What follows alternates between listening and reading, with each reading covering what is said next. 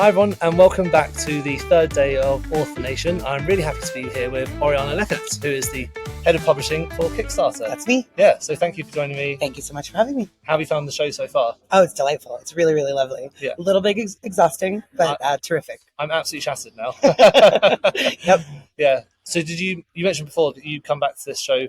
This is my third time, yeah. Oh, right, okay. And what's it like compared to the other years?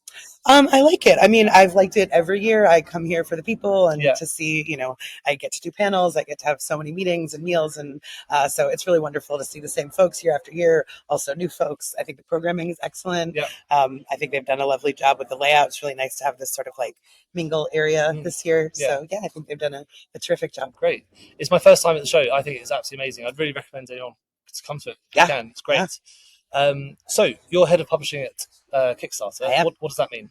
Well, I usually describe my job as sort of one part literary industry expert, one part crowdfunding consultant, one part life coach, and one part cheerleader. Those are the various roles that I play. Yeah. My job is to be out in the world of my category, helping people figure out what Kickstarter is about, helping to set them up for success if they decide to use it. Right. And so your specialty is authors and writers. Yeah, totally. Right. I mean, publishing, it's mostly books, individual authors, publishers, things like that. But there's photo books, so there's photographers, there's cookbooks, so we've got chefs. Right. There's also literary museum exhibitions, literary inspired chocolate bars, podcasts, magazines, anything really with the written word falls under my purview. Amazing. I get so many questions about Kickstarter, so I'm really happy I've finally got you on. Yeah. So you did a talk as well whilst you were here. I did. So what was your talk about? I had two. I did a presentation that was sort of Kickstarter for authors, and then I did a panel, which I moderated between Willow Winters, T-Thorn Coyle, and Dana Clare from Influence, which was a real delight to get to elevate the work of those incredible folks. Yeah, I had Willow already came on the podcast yesterday. She was Willow amazing. is incredible. Yeah, she's invited me to come to a book signing when she's in London next time. So, cool. Yeah, Awesome. so I'm going to try and do that. Oh, very nice. So you'll talk about Kickstarter for authors. Let's go through what it was about, like the highlights and the takeaways. I mean, do you want me to like pull up my deck? I mean, I know you need to pull up deck, just like well, I mean, it's an hour-long talk.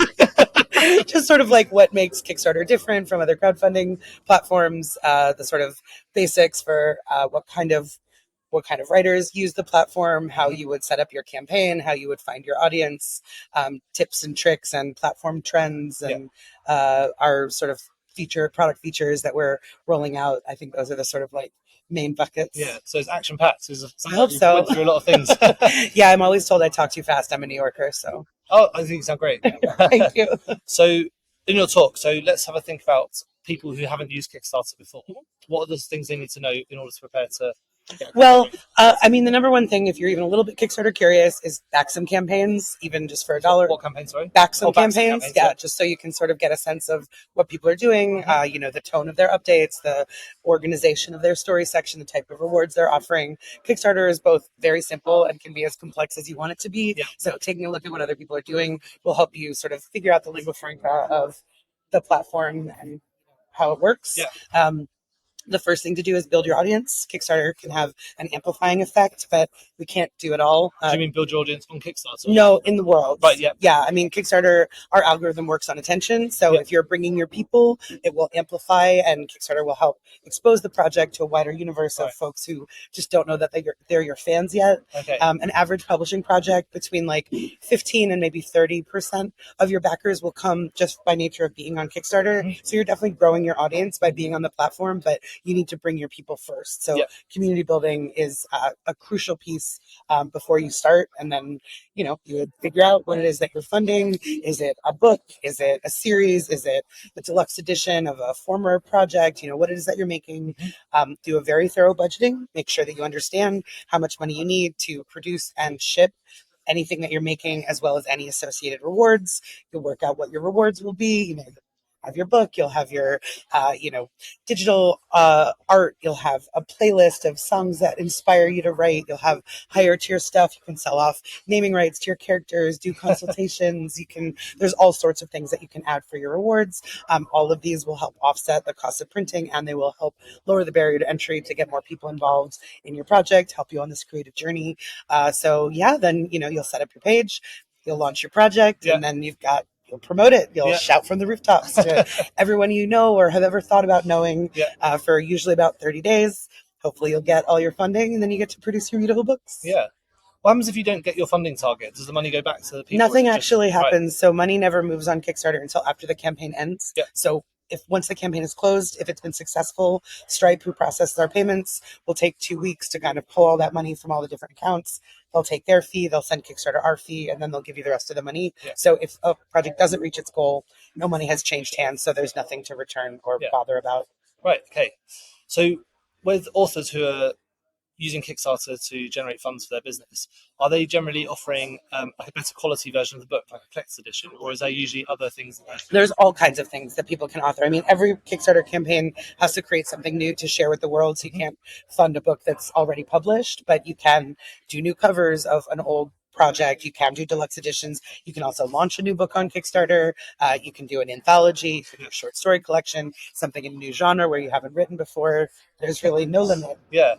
And have you got any good examples of people you've worked with recently where their campaigns have done really well and exceeded expectations? Yeah, I mean, there's hundreds. Of course. There's been over $300 million pledged to Kickstarter campaigns in the publishing category. So, I mean, Willow, you just said she's one of our top.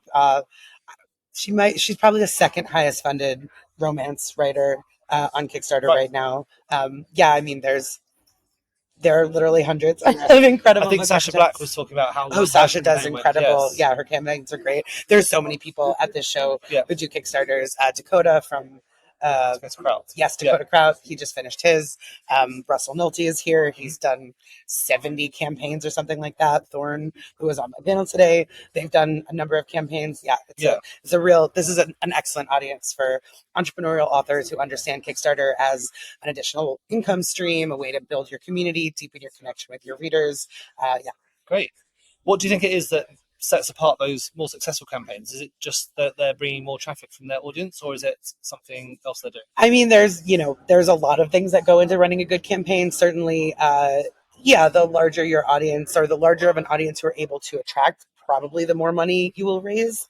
But it's also a matter of what your project is and how you've explained it, and sort of whether you're, what your avenues are for building your community, for getting people really excited about the work that you're doing. Great.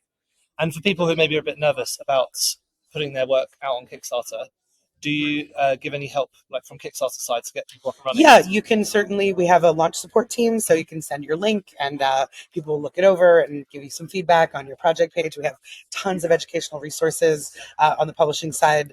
Kickstarter.com/creators/publishing. That's a tips page that I curate. So there's articles there about building your budget, writing a press release, reward ideas you haven't thought of, sort of all kinds of different elements of your journey. There's lots of help and education out there for creators. Perfect. And are there any minimum requirements that you have for people in order to sell their books on Kickstarter? No minimums. For everyone? Nope. Yeah, great. Well, thank you for that. That's a really good overview of what you talked about. I mean, I'd love to have you get back on to talk about it properly. Yeah. Yeah, no, that'd be awesome. So how have you found Vegas? Have you been to anything fun? Actually, we went to Arte Museum, ARTE, which is just across the street. Of course, across the street takes you 20 minutes to get to.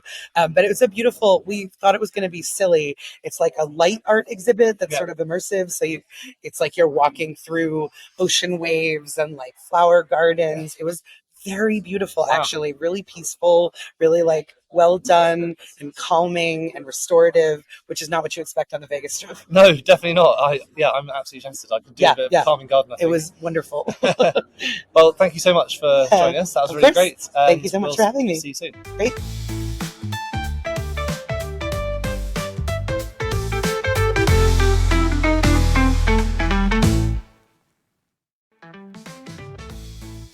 Thank you so much for tuning into the Publishing Performance podcast. I really hope you found today's episode inspiring. I love chatting to authors, writers, and people in the publishing world. Now, just before we wrap up, let me tell you about Publishing Performance, the #1 platform for authors who want to increase Amazon book sales, but are not really sure where to start. Now, this show is all about helping you to sell more books. And if you're looking to boost your publishing game and to maximize your book's potential on Amazon, then Publishing Performance is designed to help authors just like you to grow your readership and to reach a much wider audience.